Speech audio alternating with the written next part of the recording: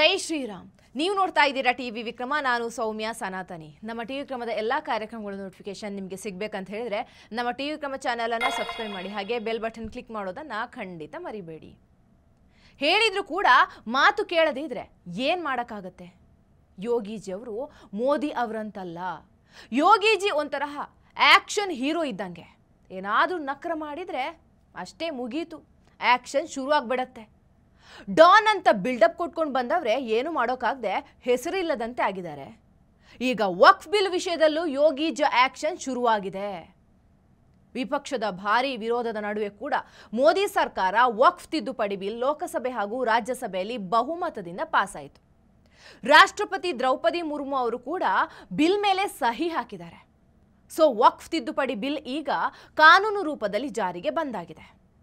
ಇನ್ನು ಎಲ್ಲರೂ ಇದನ್ನು ಅನುಸರಿಸಲೇಬೇಕು, ಯಾರು ನಕ್ರ ಮಾಡೋ ಹಾಗಿಲ್ಲ. एक सदस्य ने तो कह दिया, एक सदस्य ने कह दिया माइनॉरिटी इस कानून को स्वीकार नहीं करेगी. क्या धमकाना चाहते हो भाई? संसद का कानून है, सबको स्वीकार करना पड़ेगा. स्वीकार नहीं करेंगे मतलब क्या है? कैसे बोल सकते हैं कोई हम कानून को स्वीकार नहीं करेंगे? एक कानून भारत सरकार का है, हर एक पर बंधन करता होगा और इसको स्वीकार करना पड़ेगा. ಇನ್ನು ವಕ್ಫ್ ಬಿಲ್ ವಿಷಯದಲ್ಲಿ ಯೋಗಿ ಆದಿತ್ಯನಾಥ್ ಅವರ ನಿರ್ಧಾರ ಸ್ಪಷ್ಟ.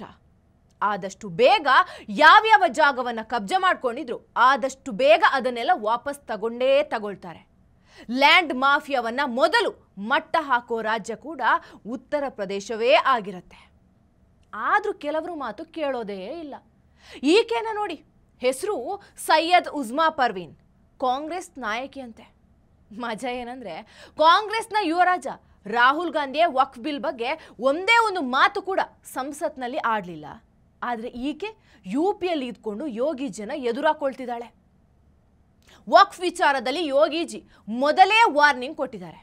ಆದರೂ ಉಜ್ಮಾ ಪರ್ವೀನ್ ಅದೇನೋ ದೊಡ್ಡ ಹೋರಾಟ ಮಾಡ್ತೀನಿ ಅಂತ ಹೊರಟಿದ್ಲು. ಮುಸ್ಲಿಮರನ್ನ ಸರ್ಕಾರದ ವಿರುದ್ಧ ಎತ್ತಿ ಕಟ್ಟಿ ದಂಗೆ ಎಬ್ಬಿಸುವ ಪ್ಲಾನ್ ಮಾಡ್ಕೊಂಡಿದ್ಲು. ಯುಪಿ ಪೊಲೀಸರನ್ನೇ ಕೇಳಬೇಕಾ? ಈಕೆ ಗುಡುಗಾದ್ರೆ ಅವರು ಮಿಂಚು. ಈಕೆ ಹೇಳೋದ್ರೊಳಗೆ ಅವರು ಮನೆಗೆ ಬಂದು ನೋಟಿಸ್ ಕೊಟ್ಬಿಟ್ಟಿದ್ದಾರೆ. ಬೇಕಿತ್ತ ಇದು? ರಾಹುಲ್ ಗಾಂಧಿ ಹಾಗೂ ಪ್ರಿಯಾಂಕರೇ ತೆಪ್ಪಗೆ ಕೂತಿರ್ಬೇಕಾದ್ರೆ ಯಾಕೆ ಬೇಕಿತ್ತು ಇವಳಿಗೆ? ಈಗ ಪೊಲೀಸರು 10 ಲಕ್ಷ ದಂಡ ಜೊತೆಗೆ ಗೃಹ ಬಂಧನ ಅಂದ್ರೆ ಮನೆಯಲ್ಲೇ ಇರುವಂತೆ ನೋಟಿಸ್ ಅನ್ನು ಕೊಟ್ಟಿದ್ದಾರೆ. ಆಗ್ಲೂ ನಕರ ಮಾಡಿದ್ರೆ ಕರ್ಕೊಂಡು ಹೋಗ್ತಾರೆ ಅಷ್ಟೇ. ಈಗ ನೋಟಿಸ್ ಬಂದ್ಮೇಲೆ ನಮಗೆ ಮಾತಾಡೋ ಹಕ್ಕಿಲ್ವಂತ ಉಜ್ಮಾ ಪರ್ವೀನ್ ಪ್ರಶ್ನೆಯನ್ನ ಬೇರೆ ಮಾಡ್ತಾ ಇದ್ದಾಳೆ. जिंदाबाद साथियों, जैसे कि आपको पता है कि वक्फ बोर्ड का बिल लाया गया और यहाँ उत्तर प्रदेश सरकार ने हाई अलर्ट जारी कर दिया और फोर्स हमारे घरों में भेजी गई, नोटिस दी गई. हमें किस बात की नोटिस दी आपने मुझे? क्या मैंने कौन सा जुर्म किया है? क्या मैं आपको अपराधी नजर आती हूँ? कि आपने फंडामेंटल राइट्स के लिए लड़ना ये अपराध है? क्या कॉन्स्टिट्यूशन के दायरे में रहकर अपनी आवाज उठाना ये अपराध है? मुझे अफसोस है कि उत्तर प्रदेश सरकार जिस महिला सुरक्षा की बात करती है वो बिल्कुल फेल है इस मामले में. और एक महिला को प्रताड़ित किया जा रहा है, उसके घर पर नोटिस भेजी जा रही है, उसे परेशान किया जा रहा है. किस लिए? कि मैंने वक्फ बिल के खिलाफ आवाज उठाई, मैंने उसका विरोध किया, मैंने अपना विरोध जताया, इसलिए आपने मुझे नोटिस भेजी. और अगर मैंने हमेशा इंसानियत के लिए काम किया है, चाहे वो किसी भी मजहब का मानने वाला हो, मैंने हमेशा जुल्म के खिलाफ आवाज उठाई है और आज भी मैं जुल्म के खिलाफ आवाज उठा रही हूँ, क्योंकि ये हमारे फंडामेंटल राइट्स छीने जा रहे हैं, ये हमारे हनन है, हमारे अधिकारों का हनन है और हम अपने अधिकारों के लिए जरूर लड़ेंगे और हम अपनी आवाज को जरूर बुलंद करेंगे.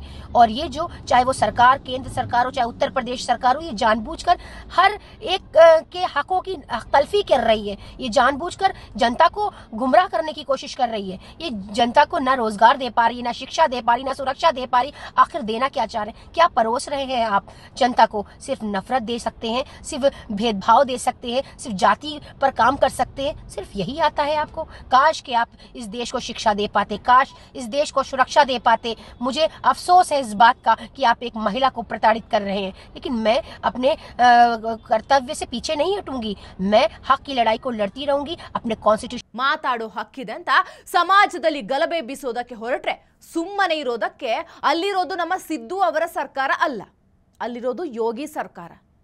ವಕ್ಫ್ ಬಿಲ್ ಪಾಸ್ ಆಗಿದೆ. ಇನ್ನು ಯಾರು ಎಷ್ಟು ಬಡದಾಡ್ಕೊಂಡ್ರು ಅದು ಬದಲಾಗೋದಿಲ್ಲ, ಅದನ್ನ ಪಾಲಿಸಬೇಕು ಅಷ್ಟೇ.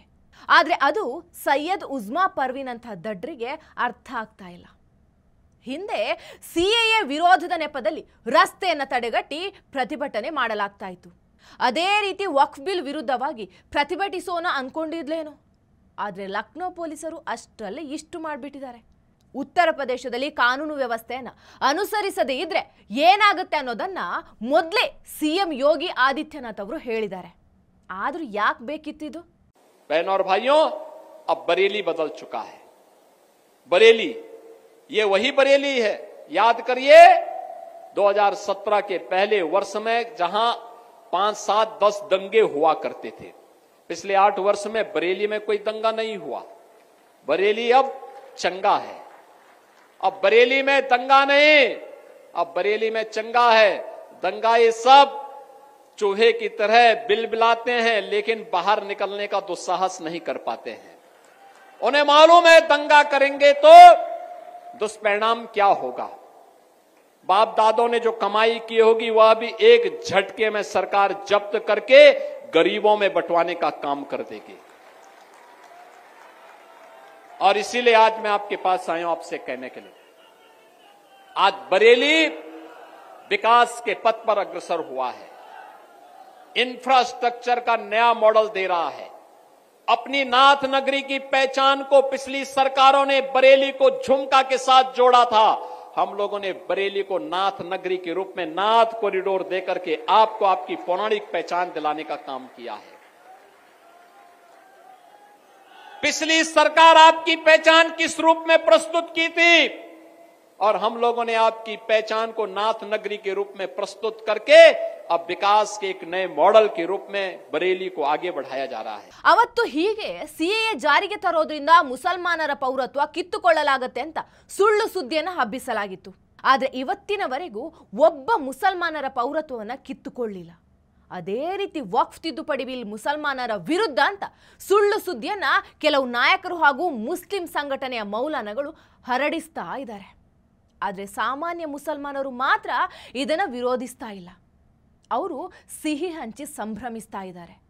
ಅಂದರೆ ಮೋದಿ ಸರ್ಕಾರ ಸಾಮಾನ್ಯ ಮುಸ್ಲಿಮರನ್ನ ತಲುಪ್ತಾ ಇದೆ, ಅದು ಅವರಿಗೆ ಸಹಿಸ್ಕೊಳ್ಳೋದಕ್ಕೆ ಆಗ್ತಾ ಇಲ್ಲ. ಈ ಕುತಂತ್ರವನ್ನ ಎಲ್ಲಾ ಮುಸ್ಲಿಮರು ಅರ್ಥ ಮಾಡಿಕೊಂಡ್ರೆ ಮೋದಿಜನ ವಿರೋಧಿಸುವವರು ಯಾರು ಇರೋದಿಲ್ಲ. ಟಿವಿ ವಿಕ್ರಮ, ದೇಶ ನಿಮ್ಮ ಕೈಯಲ್ಲಿ. ಈ ಕಾರ್ಯಕ್ರಮ ನಿಮಗೆ ಇಷ್ಟ ಆಗಿದ್ದಲ್ಲಿ ಲೈಕ್, ಶೇರ್ ಹಾಗೂ ಕಮೆಂಟ್ ಮಾಡಿ. ಟಿವಿ ವಿಕ್ರಮದ ಕಾರ್ಯಕ್ರಮಗಳನ್ನು ನಿರಂತರವಾಗಿ ವೀಕ್ಷಿಸಲು ಸಬ್ಸ್ಕ್ರೈಬ್ ಮಾಡಿ, ಬೆಲ್ ಐಕನ್ ಒತ್ತಿ.